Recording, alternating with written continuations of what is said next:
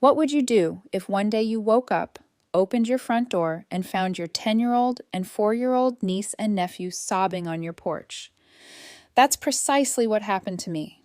My sister Riley had dropped her 2 little kids off at my house and disappeared without a single explanation. All she left was one cold message. I'm done. Motherhood isn't for me. From now on, they're yours. Right then and there, I, a 30-year-old single woman who had never changed a diaper, suddenly became mom to my niece and nephew. No warning, no experience, no choice. What do you think you'd do if you were me in that moment? Hunt Riley down and force her to come back, call social services, or take in the kids and try to figure things out yourself? Let's get into the story, because sometimes the worst choices lead to the most surprising outcomes. Hello, everyone. My name's Celia. I'm 32 years old and a financial analyst in Portland, Oregon. I live in a small house in a quiet suburb where mornings begin with birds chirping outside the window, and nights usually end with checking a 12-year-old girl's homework and coaxing a 6-year-old boy to bed. Those 2 kids, Mia and Charles, are my biological niece and nephew, but to me, they feel like my own. No one calls me mom, but I've lived like one for over 2 years. Work has been settling into a good rhythm. I recently got promoted. From the outside, my life probably looks calm and tidy, and maybe even enviable to some. But the truth is that calm came at a cost, a turning point I never saw coming. It all started on a morning 2 years ago. It was a Sunday in mid-July. The sun was soft, and the air still carried the scent of wet grass after a night of rain.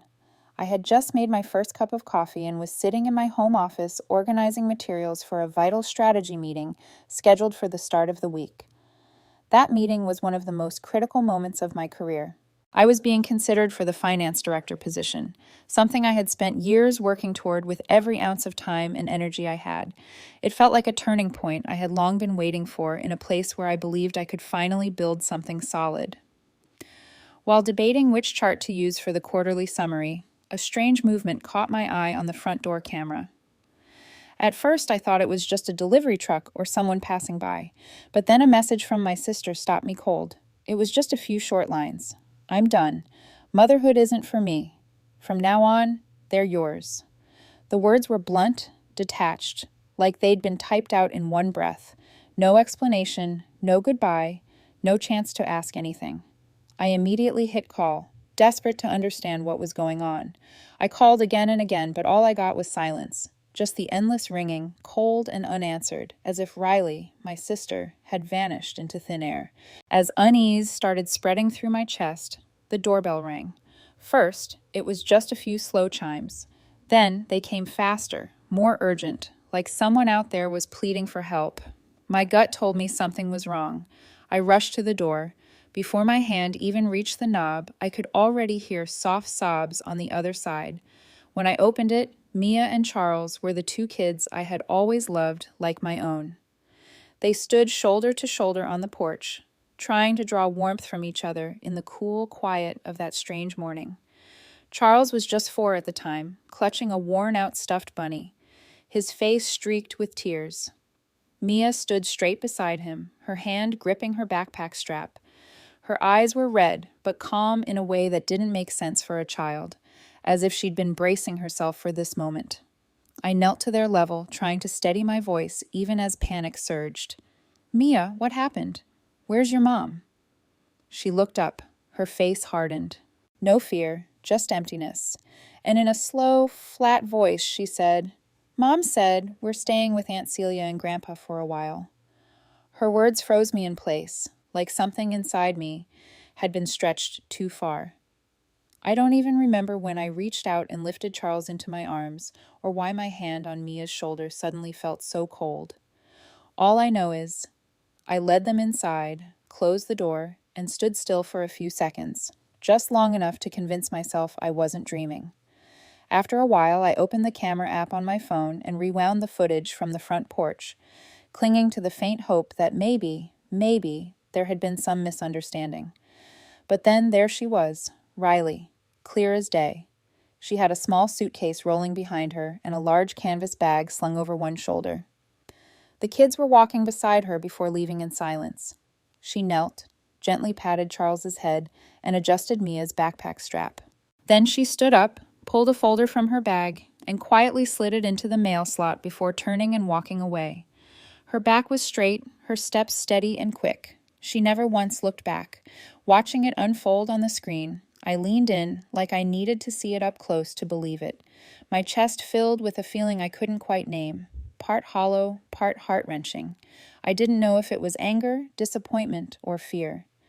All I knew was that every hope I had clung to, that this was temporary, that she'd be back, collapsed in that moment. And what remained was an emptiness so deep no words could fill it. Just then, footsteps from the hallway pulled me back to the present. My father, Desmond, slowly emerged from the bedroom. His face looked tired, eyes still dulled from the heart attack he'd suffered just days earlier, but his face froze briefly when he saw the two children sitting beside the sofa. No one needed to say a word. Somehow he already understood. There was something in Mia's eyes, or maybe the way Charles clung tightly to his bunny's ear, that told him the truth he couldn't ignore anymore. He stepped forward quickly, knelt, and wrapped them in his arms. It wasn't rushed or chaotic. It was quiet, deliberate, an act of silent acceptance, as if he had known deep down that this day would come. After my dad took Mia and Charles into the back room to rest, I went back to the living room and sat alone in a space that once felt familiar, but this time the room didn't carry the same warmth. It was unusually quiet, like it was holding on to something I wasn't ready to face. I still couldn't believe Riley, the sister I had always seen as strong to the core, the one I never imagined would walk away from anything, could leave her children behind without saying a single word to me. After a few moments of sitting there with hope clinging to me, I pulled out my phone and tried calling her again, but the call went unanswered again. The screen stayed dark, as if the other end now belonged to an entirely different world. With a growing feeling I couldn't name, I reached for the envelope Riley had left behind. Inside were Charles's medical records, a diagnosis of autism spectrum disorder, prescriptions, a schedule of behavioral therapy appointments. Next came Mia's file, eczema diagnosis, follow-up visits, and a few medical instructions. Everything was neatly arranged. Tucked between the pages was a small note handwritten in a slightly slanted rush. Mia knows how to give the meds and help Charles.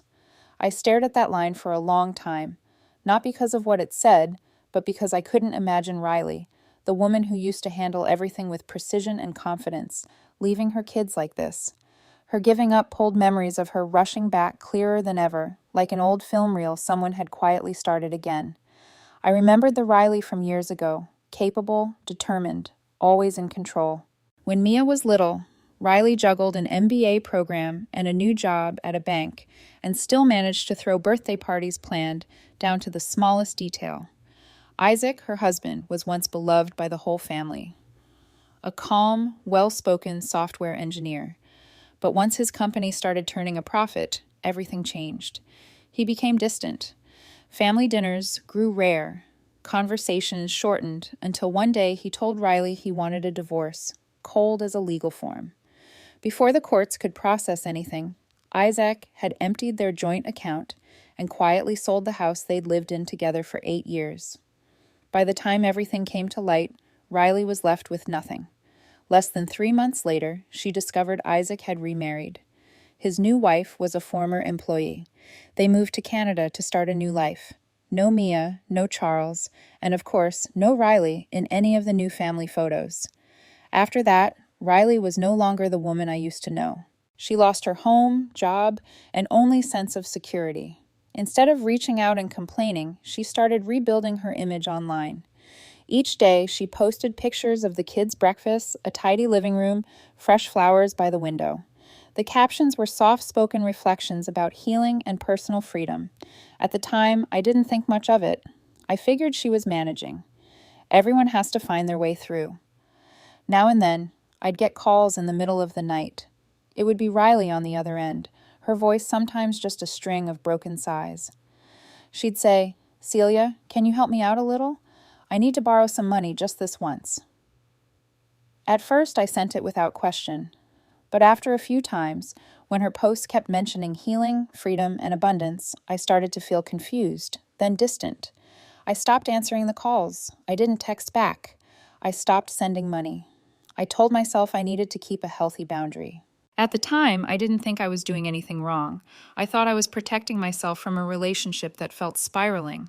But now, seeing Mia carefully holding her sleeping little brother, holding those thick therapy records organized by a woman who had run out of strength, I finally understood the distance between me and Riley hadn't started when I stopped sending money. It started when I stopped listening. And now that everything was laid out before me, I couldn't pretend that Riley walked away easily.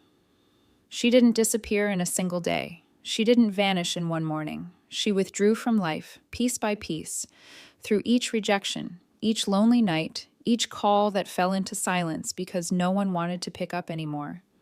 At that moment, I realized that maybe Riley hadn't left because she was tired. Perhaps something had happened to her, something that not even I or my father, the only family she had left, had seen in time. Just one day after Riley walked away in silence, my life began to veer off its familiar path.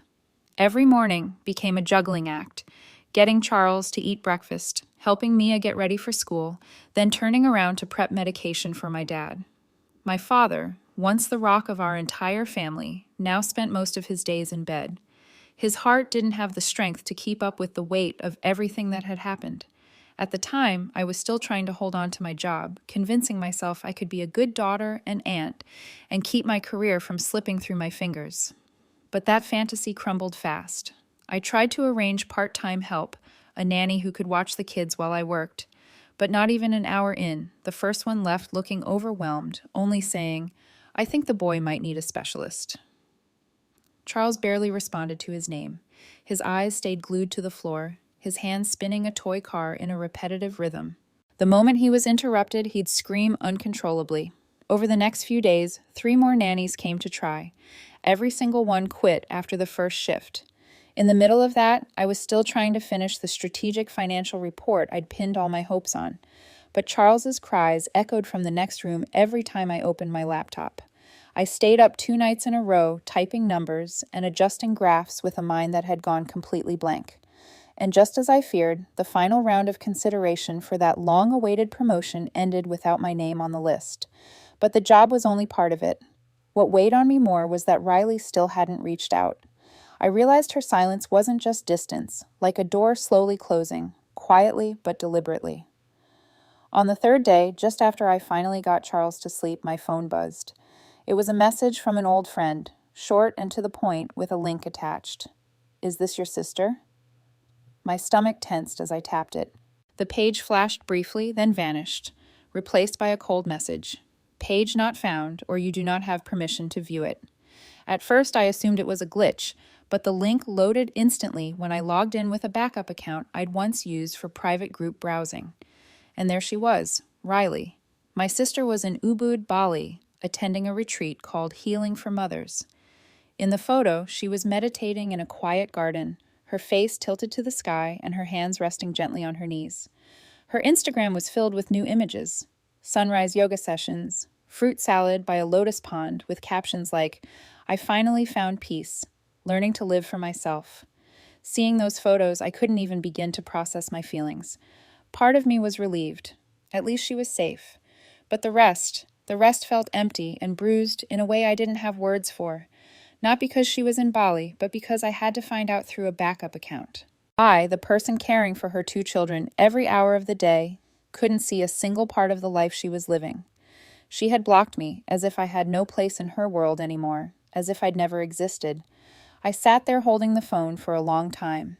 Not because of the smile on Riley's face, but because behind that smile was a choice I couldn't begin to understand.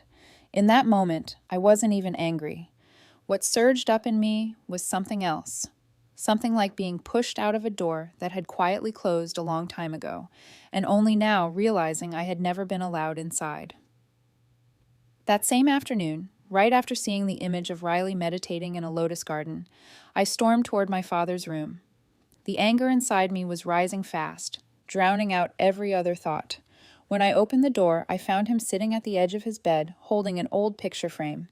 It was a photo of our family taken the summer I turned 1. Mom had me in her arms, and Riley sat beside her, her little hand resting on her lap. That photo was taken just 2 years before my mom passed away. Dad quickly slipped the photo into the drawer when he saw me. His face gave away his unease. Maybe he too was still trying to make sense of everything. In the corner of the room, Charles was playing quietly with a box of wooden toys, his rhythm steady. He didn't lift his head. He didn't react to the sound of my footsteps or the presence of anyone else in the room. Tense, I looked at my dad and said, "I'm calling the police. I'm calling CPS. She doesn't deserve to be a mother." A few seconds passed in silence. My father looked up, holding my gaze for a long time before gently nodding toward Charles. Then, in a low voice, he said slowly, "She didn't do right, but she didn't leave them on the street. She kept them close until the very last second." Hearing him defend her, I couldn't hold it back anymore. My whole body felt stretched tight, like a wire about to snap. I stepped forward, eyes locked on his, my voice raised. "You're still defending her?" My dad didn't flinch. He looked at me squarely and said clearly, "I'm not defending, but what she did, I think she was at the end of her rope." His words hit me hard. I turned to look at Charles. He still had his head down, spinning the small toy car in his hands, locked in those repetitive motions, unbothered, unchanged, like nothing outside that loop mattered to him anymore. I took a deep breath, trying to stay calm. At that point, what I was feeling wasn't just anger anymore. It was something else. Heavier, more profound, more challenging to shake. Those first weeks after Riley left are something I'll never forget.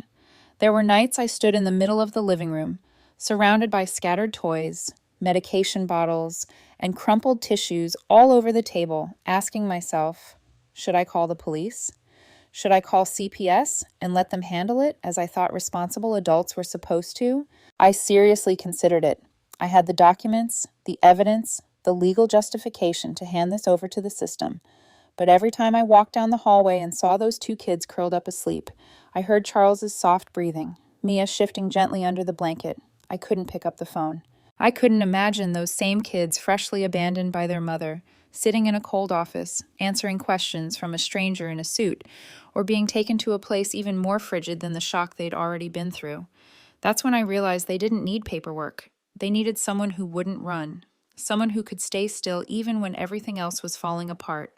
By the second week, I went down to the local courthouse and filed for temporary guardianship of the kids. The paperwork went through faster than I expected, but no piece of paper could undo the emotional weight those 2 children were carrying daily. Mia became quieter than usual. She didn't push back, didn't complain. She just silently followed everything I asked of her. But whenever Charles cried out for their mom or refused to sleep, Mia would curl up in the corner of the sofa, hugging a pillow like she was trying to find a safe place to hide. Her skin had broken out in red, raised, and rough patches from an allergic reaction to the weather, something Riley had always managed well with medication and regular monitoring. Charles, on the other hand, barely made eye contact. He didn't respond when I called his name. Any sudden noise, like a phone ringing or a car passing by, made him jolt and scream uncontrollably. Once it took me over 40 minutes to calm him down after the washing machine suddenly kicked on in the middle of the afternoon.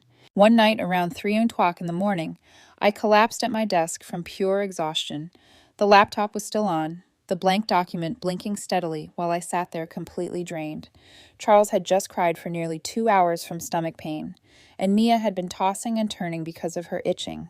Watching them like that, I honestly didn't know what to do. Me, a grown woman, someone who used to manage multi-million-dollar budgets, now sitting helpless in front of 2 kids and a bottle of medication, unsure if I was even using it the right way. That was when I knew if I kept stumbling through this, relying only on instinct, it was only a matter of time before I made a grave mistake. The notes Riley left had given me a basic understanding of what the kids were dealing with. But they didn't tell me what to do when Charles cried for half an hour straight without explanation, or when Mia's skin flared up and I panicked because I didn't know how to soothe her. That's when I made the decision. I had to learn. I had to figure this out before everything slipped completely out of control. The next morning, I called the clinic where Charles had been receiving treatment and asked them to connect me with a behavioral therapist. I reached out to Mia's pediatrician to better understand her allergy condition and how to monitor her medications. I started reading guides, articles, anything I could find on how to build a stable routine for kids with special needs. And every night after both of them were asleep, I wrote everything down. How Charles reacted to sounds that day, how long Mia slept, whether the itching on her skin had eased. I tracked every detail, every tiny change. Not because I was trained to do it, but because I knew if I didn't, no one else would. Day by day, I started to understand. It was my job to make sure these kids felt safe. Every single day, in the same house their mother had once walked away from. One time, when Charles suddenly clapped along to a jingle on TV, my dad, sitting back in his chair, smiled softly and said, "Seeing him catch the rhythm like that, it feels like a little light came back into this house." I didn't respond to that. I just nodded. But something inside me shifted, a quiet feeling I didn't dare name. And maybe because of nights like that, those brief, almost unremarkable moments, I slowly started to face something I hadn't wanted to admit. Time with my father was running short. Day by day, it was slipping away. Nearly a year has passed, and during that time, I've been learning how to be a mother and forgive. To forgive Riley, to forgive myself, and to accept that even if this family isn't whole anymore, we can still piece it back together slowly, patiently, one fragment at a time. Sometimes I still check my sister's profile late at night using the backup account. The yoga poses, the meditation corners, and the morning tea stopped after that first post. At one point, I left a short comment using the backup account. I wrote, "Unblock me. I'm not here to be angry." But after that, she never posted again. I don't know if she's afraid I'll show up or if she has nothing left to say. All I know is this: when she comes back, it won't be as simple as the photos once made it seem. Ever since Riley left the kids behind, my dad started fading week by week. He used to be a firefighter, the kind who carried babies out of burning houses and climbed to the third floor without a harness to help a woman off a smoke-covered roof. I grew up on those stories. I grew up in the steady shadow of a man who didn't seem to know fear. But the heart attacks came more often. They lasted longer. They hit harder, like his body had quietly decided it was done holding up against the weight of this life. And then the thing I feared most finally happened on an evening that felt no different from all the ones before. It was a night in early March. I had taken Charles to speech therapy at the center in town. When we came back, the flashing lights of an ambulance lit up the front yard. I panicked and ran inside. 2 paramedics were leaning over him in the living room, checking his pulse and temperature. Mia sat right beside him. Her face had gone pale. Her eyes were red. She was crying as she called his name, her voice small and broken, repeating it over and over again. "Grandpa, Grandpa, please don't die." Hearing her cry, I stepped forward and dropped to my knees next to him. My hand touched his arm. It was colder than I expected. The feeling knocked the wind out of me. This wasn't just another episode. This wasn't a faint followed by a wake-up. This wasn't a 911 call buying us more time. My dad was gone, and this time it was real. Holding his now cold arm, I knew this house had just lost the one person holding it up with me. A few seconds later, I looked at Mia. She was still shaking, still calling out for him, tears streaming down both cheeks, her tiny hand clinging to the edge of his shirt. In that moment, I didn't see the mature kid she usually tried to be. Not the one who kept track of her allergy meds, packed her brother's things, or reminded me about therapy appointments. I saw just a child, truly a child, hurting, scared, and begging the last person she had left not to leave her too. And somehow, I had forgotten she was still far too young to carry all that alone. In that moment, a cold emptiness spread through me. Someone had just pulled all the air out of the place I used to call home. My father's funeral was held the next day. We didn't have much extended family left, so everything was kept simple, just enough to send him off quietly and with dignity. I stood at the cemetery holding Charles in my arms, with Mia by my side. We watched in silence as the casket was slowly lowered into the ground. There were no sobs, no wailing, just the sound of the wind brushing through the trees, and the feeling that something inside me was sinking layer by layer. He left quietly, just like he had lived his whole life. But even in his absence, he left everything in order, as if he had known time was running out and didn't want anyone scrambling in the mess. 3 days later, I got a call from the family lawyer. My dad's will had been updated just a few weeks before he passed. He left the house to me. No conditions, no strings attached. As for all his savings, he turned them into a trust fund meant solely for raising and educating Mia and Charles. Every decision about how the money could be used had to go through an independent overseer to ensure that no matter how tired or overwhelmed I got, their future would still be safe. After reading the will, the lawyer handed me a small envelope. Inside was a handwritten letter from my dad. I opened it. His handwriting tilted slightly to the right, familiar, steady, and the message read, "If your sister can't be their mother, then be their father."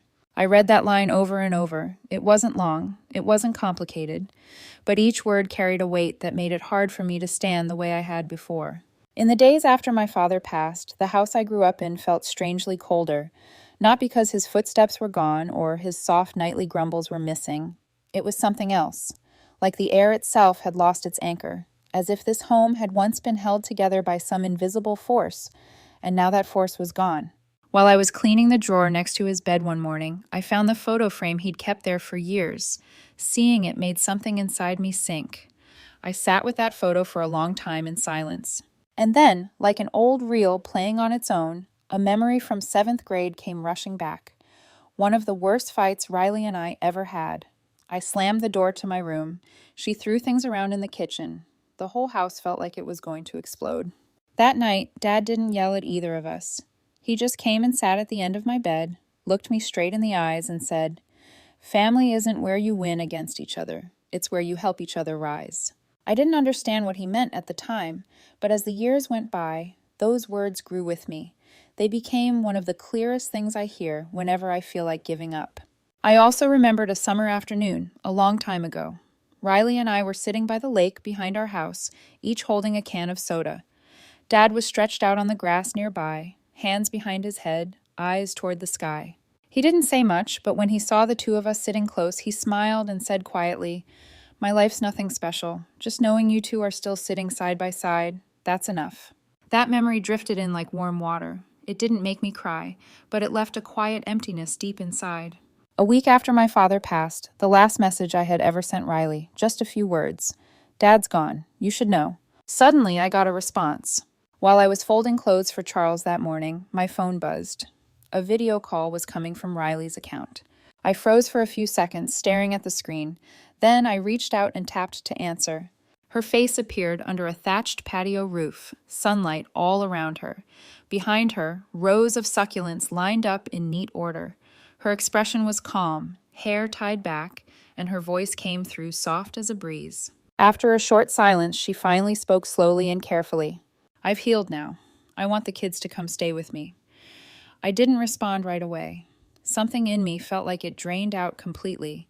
Not because I was shocked, but because a small part of me had hoped that after all this time she'd say something else. Not a proposal, not a demand, a question maybe. "How are they? Are they okay?" But no. After a moment, I answered her, steady and clear. "You haven't asked about them in over a year. You don't get to take them now." Her lips tightened. She looked away. And then, like she had just found the excuse she needed to push me out, Riley leaned closer to the camera and said, sharp and deliberate, "You're illegally keeping my children." I didn't respond. I just ended the call in silence. A few seconds later, I opened my laptop and typed a short line. I attached every document I had. Mia and Charles's medical diagnoses, therapy schedules, school reports, psychological evaluations, and even my weekly handwritten notes on how they were doing. Over 150 pages in total. I didn't add a single word. I just hit send. About an hour later, a message came through from her. "So, you're trying to steal my kids now? Is that it?" I read the words slowly, each one sinking in. My eyes stayed on the screen, but my hand dropped. I didn't feel angry, just tired. Like I had just walked an extended, heavy circle, only to end up right where it all began. Right where people say the cruelest things, far too late to take them back. I had thought that after everything, maybe my sister would choose silence, or if not, that she'd come back the right way. Ask about her kids, take a step forward with dignity, maybe offer an apology, or have a decent conversation. Two adults sharing the same DNA. But no, Riley did something that even now, thinking about it, still tightens my chest. Not from rage, but from sheer helplessness. 1 week after that video call, I got a large envelope in the mail with my name printed clearly on the front. In the top left corner was the return address of a law office in downtown Portland. Inside was a copy of a custody lawsuit filed under Riley's name. I read through every line slowly, my eyes fixed on her signature at the bottom. Everything I thought might be resolved quietly between family was now laid out in legal language. Cold, sharp, distant. Looking at the papers, I realized this wasn't just about words anymore. It had become a real fight, not to win, but to protect the life I'd been trying to rebuild, day after day, night after night, for the 2 kids she once walked away from. 2 weeks after receiving the notice from Riley's attorney, I found myself at the Portland Family Court for a closed mediation session. There was no courtroom, no public audience, just a quiet space where all disputes were expected to be addressed through dialogue before entering formal proceedings. It had been over a year since Riley left. I thought I was ready for the moment we'd meet again. But when the door opened and she walked in, something in me still wavered. Neither of us said a word. The room seemed to hold its breath, waiting for one of us to speak first. After I presented all the documentation during the mediation and before her attorney could even respond, something unexpected happened. Something no one had planned for. My father's attorney, Margaret Sloan, walked into the room holding a sealed envelope. What happened next changed everything. She introduced herself briefly to the mediator and placed an old envelope on the table, sealed with red wax. The overhead lights caught the folds of the paper, showing how carefully it had been preserved. With a steady, low voice, she looked at both of us and said, "Mr. Desmond left behind a letter. He instructed me to deliver it only if his 2 children ever met again in court." When she said that, I felt my chest tighten. Riley looked up. Her expression didn't show fear or real emotion, just a pause, as if she too hadn't expected someone had been watching through to the end. The mediator gave a nod of approval. A few seconds later, Sloan broke the seal, took out the letter, and began to read. We sat in silence. No one interrupted. Each sentence cut straight through the room. My father, who had quietly prepared for everything, even this, was still guiding the moment, even though he was no longer here. In the letter he wrote, "Celia has lived the past year as a mother. She's learned to mix medication, soothe kids to sleep, wait outside therapy rooms, and track every milestone of treatment. Mia and Charles don't call her mom, but everything she's done is precisely what a true parent would do. And Riley, I know you've carried more than most. There was a night I saw you sitting quietly in your room, holding your old wedding dress. You cried alone for a long time, like you were trying to hold on to something already slipping away. If you 2 are hearing this letter in a courtroom, then I'm not here to take sides. I want to leave you with one final thing. When reason runs dry, compassion can still be a choice. If there's still a chance to forgive each other, please don't choose to walk away." Signed, Desmond, father of Celia and Riley. After Miss Sloan finished reading the letter, the room fell silent. I didn't look at Riley, but I heard a quiet inhale from her side. A short breath, like something had just dropped, light, but heavy enough to shift the weight of the entire conversation. A few minutes after Sloan left the room, Riley's lawyer leaned toward the mediator. His voice was firm and clear. "My client agrees to terminate the mediation. We'll be filing to withdraw the entire custody case." In that moment, I didn't say a word, but inside, something let go. It wasn't exactly relief. It didn't feel like victory either. It was just the sense that after everything, things had finally stopped exactly where they needed to stop. A few seconds later, Riley stood up. She kept her eyes on me, still unmoving. There was no resistance left in her face, nothing to argue, nothing left to prove. She just stood there facing me for the first time in a year, not as a mother or the one trying to win anything. That look didn't carry apology. It didn't take an explanation. It didn't try to hide. Only a kind of emptiness remained. The emptiness of someone who had stepped back because every road forward led to the same place. After returning home from court that evening, I made dinner for Mia and Charles like I always did. The 2 of them sat neatly at the table, the soft glow of the kitchen light warming the familiar space. Just as I was about to serve the first spoonful of soup, the doorbell rang. Before I could even get up, Mia turned her head, and there at the door stood my sister. It was the first time in over a year that the kids saw their mother again. Riley wore a long coat, her arms full of toys. Her face held a quiet hope. Maybe in her mind she had imagined them running into her arms, or at least smiling and calling her Mom. But that didn't happen. When Mia saw the woman standing on the porch, she instinctively stepped back. She didn't speak. She didn't move forward. Her eyes didn't show fear like last year, but something firmer, the look of a child who had already endured too much change. Mia was 11 now, old enough to remember and old enough to choose how to respond. With a soft voice, Riley extended her hand and said, "I came to take you two home." The words fell into the kitchen silence, landing in the space between us like they hadn't quite reached anyone at all. Then Mia spoke. Her eyes locked onto Riley's, and she said slowly, "Please leave. I don't want to see you again." After her daughter's quiet refusal, I didn't look at Riley, but I heard it, that sharp breath she let out, the kind that escapes before you even realize it. Maybe she hadn't imagined that the first words she'd hear after a year of absence would be like that. Charles didn't say anything, but he got up, walked over, and wrapped himself tightly around my leg. In his world, he had already chosen where safety lived. Seeing it all unfold, Riley said nothing more. Her arms dropped, her eyes dimmed. She stood there for a long while before turning to leave. I didn't follow her. I didn't close the door right away either. And as I watched her figure disappear past the doorway, I realized some relationships don't need words to end. They already closed the day someone chose not to be there for the most complex parts. And today, exactly 2 years since my sister left the kids and disappeared from their lives, I got a call from the state hospital. My sister Riley had just been admitted into the psychiatric unit in a prolonged state of crisis. They told me she hadn't been able to care for herself in months. All those pictures she posted online, the ones about BALI healing and starting over, weren't real. She never left California, and truthfully, she never left the memory of the day her ex-husband laid the divorce papers on the table.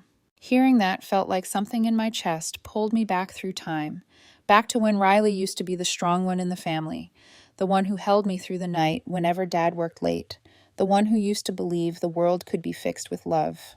Mia didn't say anything when I told her, but I saw her standing at her bedroom window for a long time, eyes staring far into the distance.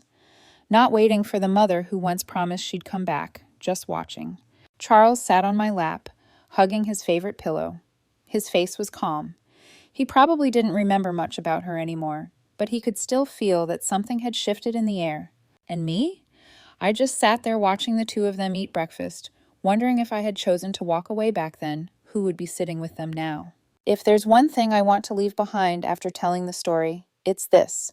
Never underestimate what it means to stay with someone when they're falling apart. You don't need to be perfect. You don't need the right words. You have to stay. Sometimes that quiet presence is what saves the most broken soul. That's where my story ends.